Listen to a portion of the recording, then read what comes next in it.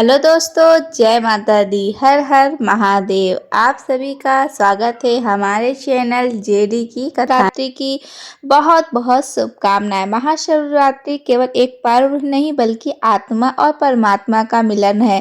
रात माना जाता है कि पृथ्वी पर आध्यात्मिक ऊर्जा चरम पर होती है। मन और शरीर और आत्मा को शुद्ध करने का श्रेष्ठ अवसर मिलती है। शास्त्रों में कहा गया है कि इस रात्रि की गई पूजा हजारों जन्मों के पापों को शांत कर देती है और जो व्यक्ति महाशिवरात्रि की कथा को श्रद्धा से सुनता है उसके जीवन के दुख हमेशा के लिए चले जाते हैं। प्रिय भक्तों, कथा को अंत तक आप सभी जरूर सुनिएगा। तो चलिए कथा फिर सुनाते हैं। यह कथा है उस समय की जब धरती पर धर्म की ज्योत कभी मध्यम होती थी तो कभी प्रखर पर, जब मानव का हृदय पीड़ा से भर जाता था और उसे कहीं कोई सहारा न मिलता। यह गाथा है एक ऐसे ही भक्ति की जिसकी भक्ति को संसार ने ठोकर मारी पर महादेव ने अपने हृदय से लगाया। हाय रे दुर्भाग्य, वो जिस दिन की प्रतीक्षा में सारा संसार हंस रहा था, डूब रहा था। मंदिरों में घंटों का निनाद गूंज रहा था। धूप दीप और नैवेद्य की सुगंध से वातावरण प्लवित हो उठा था। उसी दिन दीनबंधु नामक एक प्राणी अपने जीवन के सबसे गहरे अंधकार में डूबा था। महाशिवरात्रि का यह पावन पर्व पर दिन बंधु के लिए यह पर्व नहीं, उसके टूटे हुए हृदय पर एक और घाव था। वो दिन था, अनाथ था, अत्यंत गरीब था। उसके पास न फूल थे, न दूध, न बेलपत्र और न कोई धतूरा। उसके पास थी तो बस एक कांपती हुई आपदा, एक फटा हुआ हृदय और आंखों में उमड़ते खड़े आंसुओं का अथाह सागर। उसका नाम दीनबंधु था, पर उसका ना कोई बंधु था, ना कोई सहारा था। गांव के बाहर एक टूटी फूटी झोपड़ी में वो अकेला रहता था। शायद ही उसे तूफानों से बचा पाती। भूख उसकी नित्य संचारी थी और अपमान उसके जीवन का दूसरा नाम था। गांव में जब भी कोई पर्व आता था तो लोग उसे और धिक्कारते थे। अरे यह अपशुगनी कहाँ से आ गया? कोई चिल्लाता, हटो हटो, इसकी काली सूरत देख ली तो दिन ही बिगड़ जाएगा। कोई दुकान वाला उसे अपने पास भटकने भी नहीं देता था। उसके शरीर पर मैले कुचेले फटे पुराने वस्त्र थे जो शायद ही उसके तन को ढक पाते। बाल बिखरे हुए, आंखों में धसी हुई और चेहरा भूख व पीड़ा से झुरझुरा रहा था। एक बार की बात है, गांव के मुखिया के घर विवाह हुआ था। दीनबंधु यह सोचकर कि शायद आज उसे कोई यह निवाला दे दे, हिम्मत करके उस घर के आंगन के बाहर जा खड़ा हुआ। उसकी आंखों में आशा की एक हल्की सी किरण थी, पर मुखिया के बेटे ने उसे देखते ही एक लकड़ी उठाई और जोर से चिल्लाया, भाग जा यहाँ से मनहूस, तेरी वजह से हमारा शुभ कार्य बिगड़ जाएगा।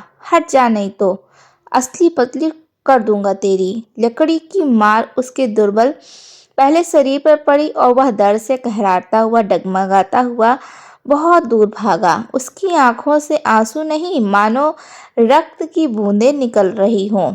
वो दिन था जब उसने सोचा, क्या मेरा जन्म केवल मार खाने और धिक्कारने जाने के लिए हुआ है? क्या इस संसार में कोई नहीं जो मुझे अपना कह सके? एक अन्य अवसर पर वो बहुत भूखा था। एक मंदिर के पास प्रसाद बट रहा था। उसने सोचा, महादेव के द्वारा पर तो कोई भूखा नहीं रहता है। धीरे धीरे मंदिर की सीढ़ियों पर चढ़ने लगा। जैसे ही वह प्रसाद के पात के पास पहुंचा, एक पंडित जी ने उसे देखा और उसे क्रोधित होकर बोले, खबरदार, तू यहाँ कैसे आ गया? तू तो नीच जाति का है, आप पवित्र है, मेरे प्रसाद को भ्रष्ट मत कर। और उन्होंने एक लाठी उठाई। भाग जा नहीं तो मैं मार मार कर तेरा कचूड़ा निकाल दूंगा।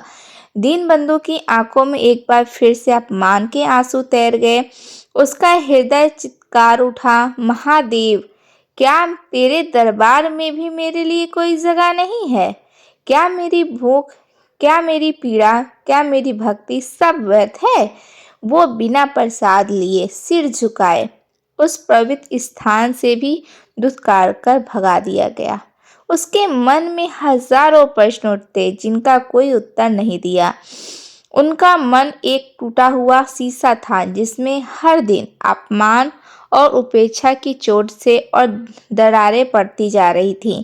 उसका भाग्य उसे हर जगह से ठुकरा देता। वो काम मांगने जाता तो लोग उसे अकाम्य, चोर और नीच कहकर भगा देते। कभी कभी तो लोग उसे बेवजह पीट देते, सिर्फ इसलिए कि वह गरीब था, अकेला था, कोई उसका पूछने वाला नहीं था। अक्सर रात के अंधेरे में अपनी झोपड़ी के बाहर बैठकर रोता रहता। हे महादेव, तूने मुझे क्यों बनाया? क्यों क्यों मुझे यह जीवन जिसमें केवल पीड़ा और अपमान भरा है? क्या मेरा कोई अपराध है? क्या मैं तुझसे इतना भी नहीं मांग सकता हूँ कि एक पल के लिए कि यह दुख थम जाए? उसके आंसू, उसकी आहें, उसकी चीखें सब उस वीरान रात की हवा में विलीन हो जाती। कोई सुनने वाला ना होता। और आज महाशिवरात्रि थी। गांव के मंदिर से भजन कीर्तन की ध्वनि आ रही थी। लोग नए वस्त्र पहने, हाथों में पूजा के थाल लिए मंदिर की ओर जा रहे थे। दीनबंधु अपनी जीर्ण झोपड़ी में बैठा बाहर चमकती दीपों और मंत्रोच्चार की ध्वनि को सुन रहा था। उसके हृदय में एक अजीब सी कसक उठ रही थी। सबके पास कुछ है अर्पित करने के लिए, चढ़ाने के लिए, फूल है, दूध है, फल है। मेरे पास क्या है? मेरा तो यह टूटा हुआ मन ही है। मेरा सब कुछ है। उसके मन में एक विचार कौन था। आज तो महादेव का यह महापर्व है। क्या आज भी वो मुझे अपने द्वार से धिक्कार कर देंगे? नहीं, आज मैं जाऊंगा, चाहे कुछ भी हो जाए। मैं अपने महादेव के सामने जाकर अपनी व्यर्थ कहूँगा। उसने अपने फटे पुराने कपड़े कसे जो पहले से ही तार तार थे। उसके पैर लखड़ा रहे थे, पेट में भूख की आग जल रही थी, पर उसके हृदय में एक अजीब सी शक्ति उमड़ रही थी। शिव के प्रति अन्य भक्त की भक्ति थी, जो धीरे धीरे कांपते कदमों से गांव के मुख्य शिवालय की ओर बढ़ा।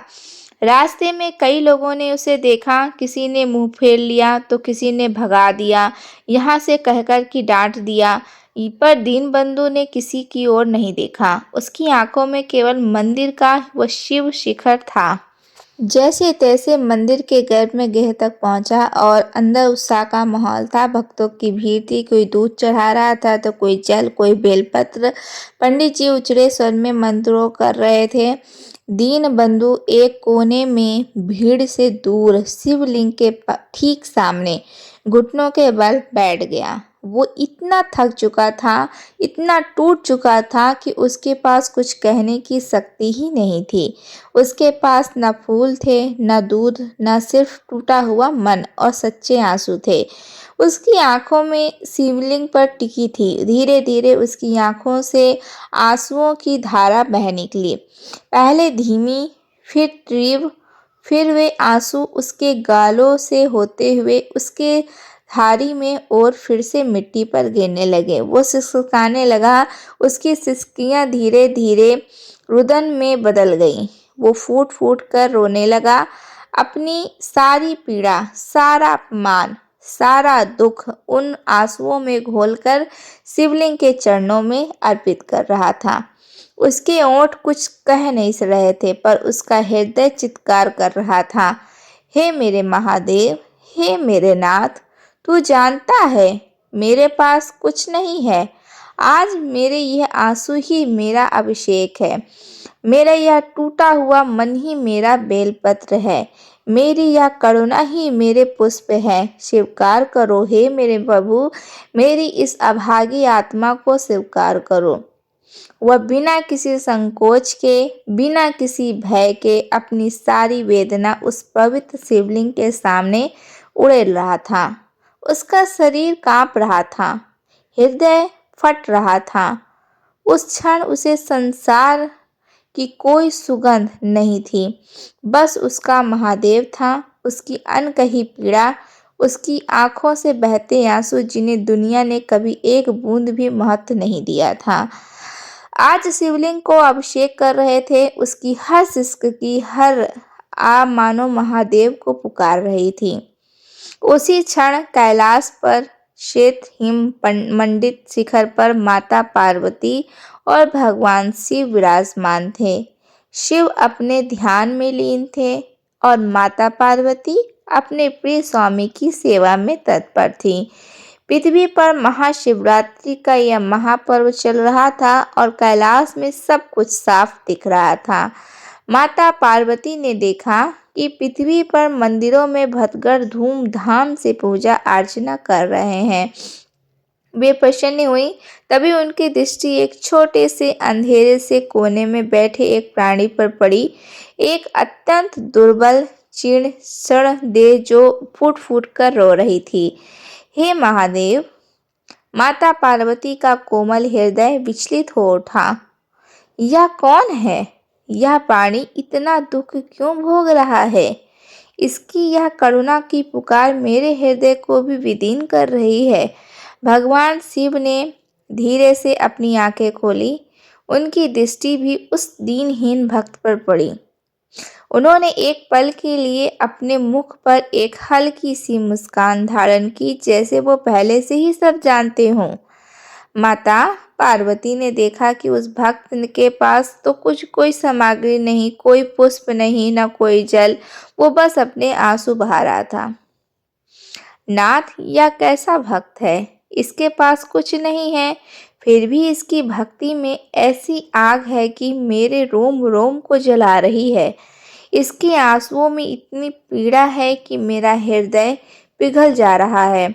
हे स्वामी, क्या यह उचित है कि आपका इतना सच्चा भक्त इतनी वेदना सहे?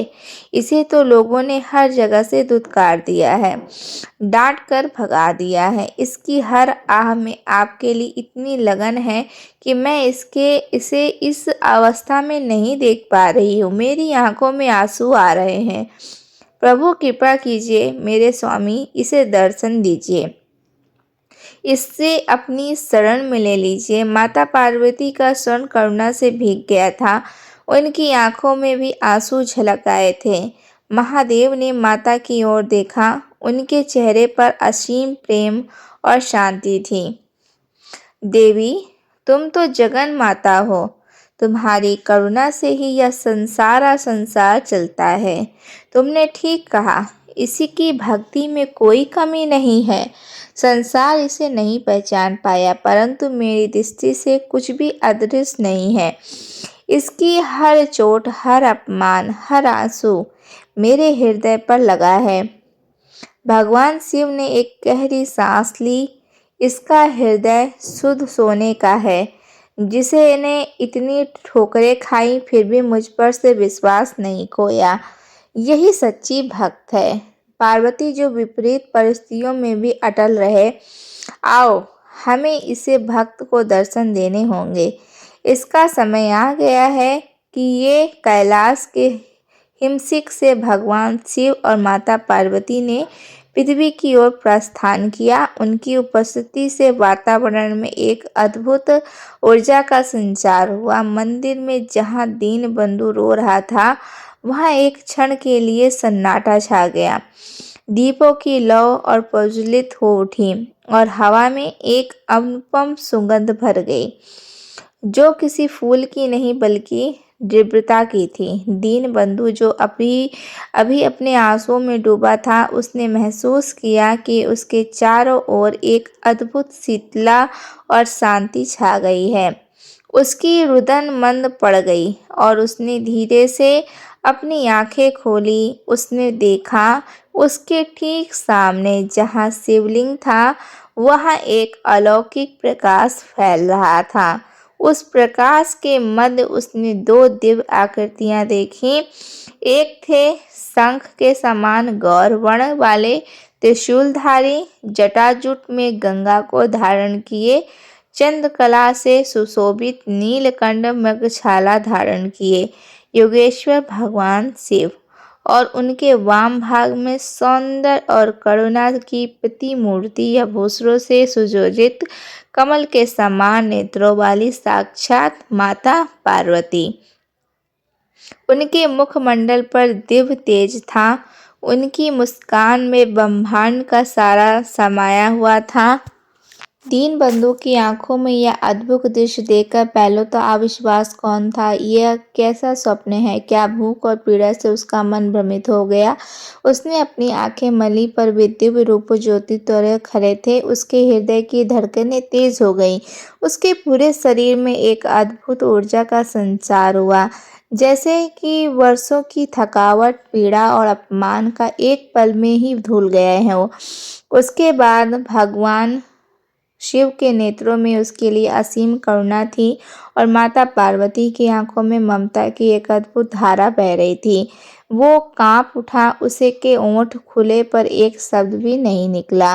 वो अपने घुटनों पर ही था और फिर धीरे धीरे उसने अपने आप को भूमि पर गिरा दिया, दंडवत प्रणाम करने के लिए। उसकी आंखों से अब आंसू नहीं, बल्कि एक आनंद और कृतज्ञता के आंसू बह रहे थे। उसके जीवन में पहली बार किसी ने उसे सम्मान दिया था, किसी ने उसकी पीड़ा को समझा था। उसके आराध्य स्वयं उसके सामने आ खड़े थे। भगवान शिव ने अपने एक हाथ से आशीर्वाद की मुद्रा बनाई और उनकी गंभीर को शांत वाणी वातावरण में गूंज उठे, जिसने दीनबंधु के हृदय को भीतर से थक चुका लिया था। उठो मेरे भक्त दीनबंधु, तुमने अपनी भक्ति से आज कैलाश को भी हिला दिया है। तुम्हारे आंसुओं से जो शुद्धता है, जो सत्यता है, वो संसार के किसी भी चढ़ावे से कई अधिक मूल्यवान है। संसार ने तुम्हें दुत्कारा, तुमने अपमानित किया, पर तुमने मुझ पर से विश्वास नहीं खोया। तुम्हारी यही अटल श्रद्धा, यही अटूट प्रेम मेरी सबसे प्रिय पूजा है। माता पार्वती ने भी अपनी मधुर वाणी में कहा, पुत्र, तुम्हारी पीड़ा ने मेरा हृदय विदीर्ण कर दिया था। तुम्हारे हर आंसू में मैंने स्वयं को देखा है। आज से तुम्हारे सारे दुख समाप्त होते हैं। तुम्हारी भक्ति के बल पर तुम्हें वह सब मिलेगा जो तुमने कभी सोचा ना होगा। दीनबंधु ने धीरे धीरे अपना सिर उठाया।